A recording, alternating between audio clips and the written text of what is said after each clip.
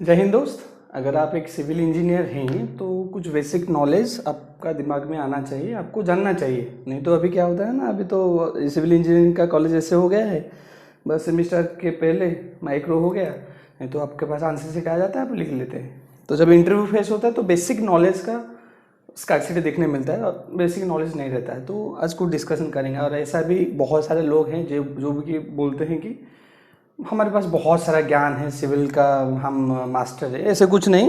Civil जो होता है ना, सिविल इंजीनियरिंग एक बड़ा सा समुद्र जैसा है। तो आप एक छोटा सा, जैसे एक ग्लास का पानी हो, तो इसलिए ज़्यादा घमंड नहीं। तो स्टार्ट करते हैं जितने भी हो सकें। तो पहले सिविल इंजीनियरिंग स्टार्ट करने से पहले हमको कौन सा चीज़ में ज़्यादा फोकस करना पड़ेगा। पहला है यूनिट कन्वर्सन या डायमेंशन। यूनिट के ऊपर दिखाई दे रहा है। तो यूनिट क्या है, और बहुत सारा इंटरव्यू, मैं भी कुछ इंटरव्यू लिया हूँ जब मैं 11 में था। GC कॉलेज और बहुत सारे कॉलेज गए थे हम। जैसे बच्चे लोग को बेसिक क्वेश्चन पता नहीं होता है। अगर हम किसको पूछ लेते हैं, मान लो 1 फीट बराबर हाउ मच सेंटीमीटर होता है, या 1 किलोमीटर बराबर हाउ मच मिलीमीटर होता है, तो ये चीज़ बताने के लिए बच्चे लोग क्या होते हैं, बहुत सारा उनको, क्योंकि सब मिक्सअप हो जाता है तो उनको डाउट होता है। तो ये डाउट क्लियर करने के लिए मैं यूनिट कन्वर्सन का एक सेपरेट वीडियो डालूंगा। फिर भी अभी बेसिक क्या है वो बता देता हूँ। तो क्या है, बचपन में हम अभी भी यूज करते हैं छोटा सा वाला स्केल, वो होता है आपका 15 सेंटीमीटर वाला, और जिसमें हम मार खाते थे, बड़ा वाला जो टीचर मारता था। ओहो, ये साइज इतना छोटा, और ये जो 30 सेंटीमीटर वाला है ये थोड़ा बड़ा वाला। तो अभी डाउट क्लियर हो जाएगा इधर से। ये वाला एग्जाम्पल याद कर देना, इसमें हम मार करते थे बचपन में।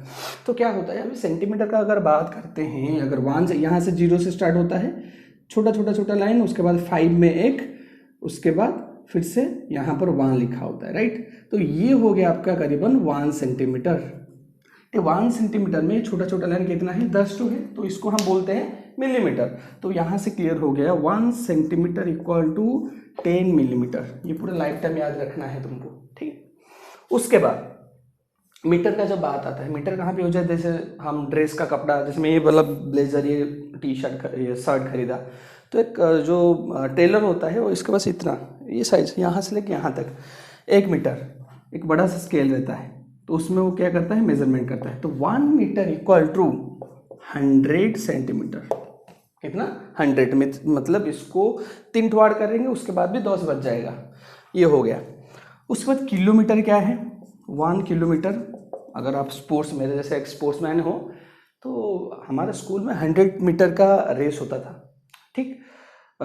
स्कूल में नहीं, जैसे बीटेक में 400 का होता था। मतलब 100 मतलब जैसे एक, जैसे हमारा ग्राउंड है, एक चक्कर लगाएंगे तो हमारा करीबन 400 मीटर का होता था। तो हम क्या करते हैं, उसका 2.5, 400, 400, 800 और आधा।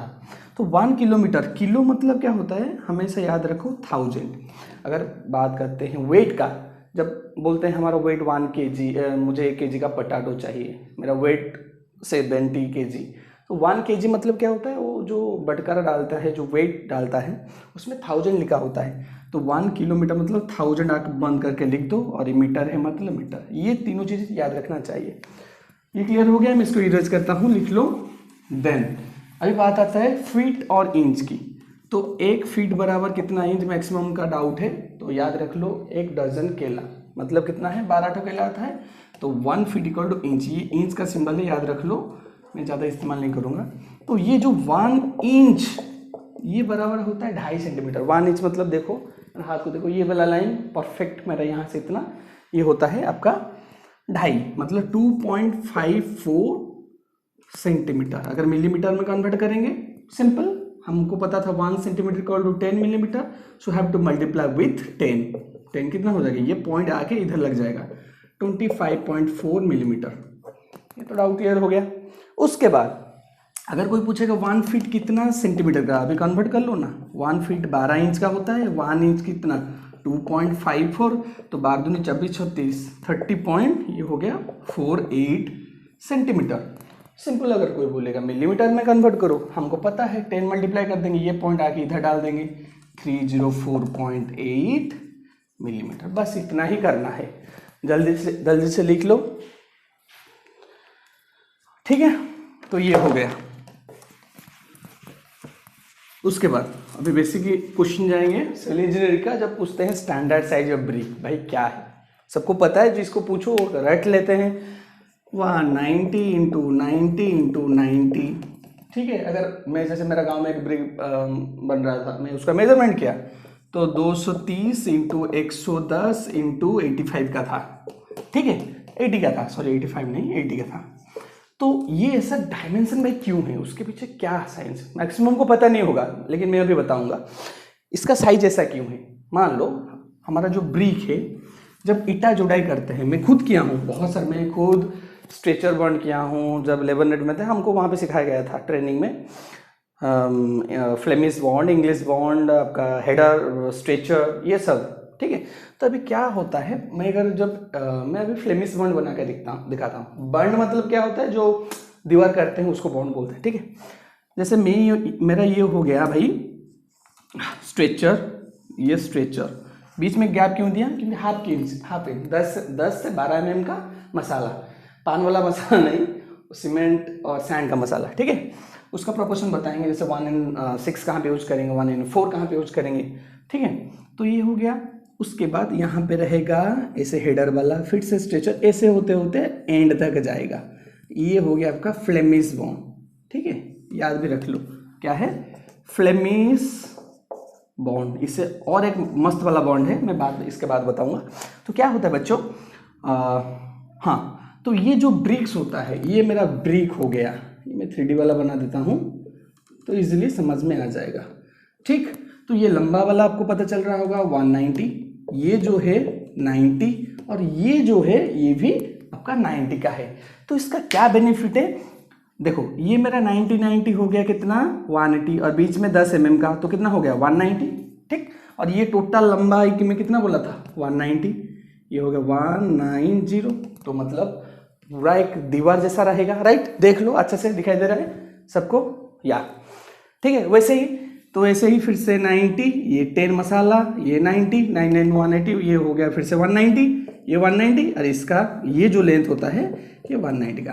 आशा करता हूँ सबका क्लियर हो गया होगा। उसके बाद आते हैं हम इंग्लिश बॉन्ड, जो सबसे बढ़िया बॉन्ड है। मैं अभी क्लास नहीं कर रहा था क्योंकि इतना गर्मी, आज थोड़ा बारिश हुआ है और ठंडी का मौसम है, इसलिए ब्लेजर पहन लिया, अच्छा दिखूंगा बोल के। Okay, let it be. या इंग्लिश बॉन्ड, तो नॉलेज शेयर करना चाहिए, जिसके पास जो नॉलेज है ऐसे वीडियो बना के शेयर करो कि आपका नॉलेज इंप्रूव होगा, भूल नहीं जाओगे।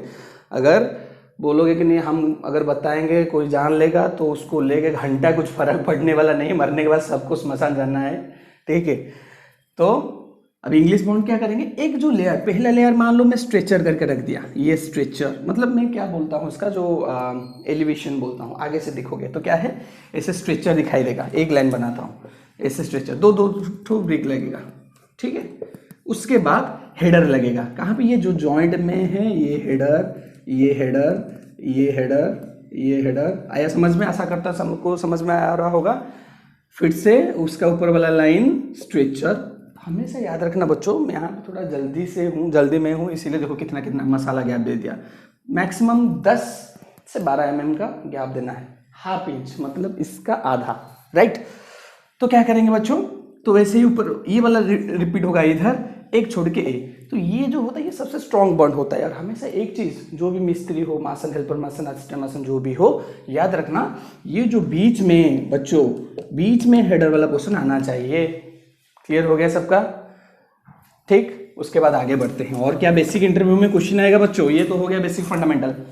उसके बाद तुम्हारा क्वेश्चन आएगा जैसे डेंसिटी। भाई डेंसिटी क्या होता है, हमको साइंस में बताया गया है, density equal to mass by volume. भाई अगर याद नहीं रह रहा है ना तो क्या करो, भूल जाओ, अभी मैं नया वाला फंडा बता रहा हूं, उसको याद रखना। डेंसिटी, भाई डेंसिटी क्या होता है, जैसे मैं रख दिया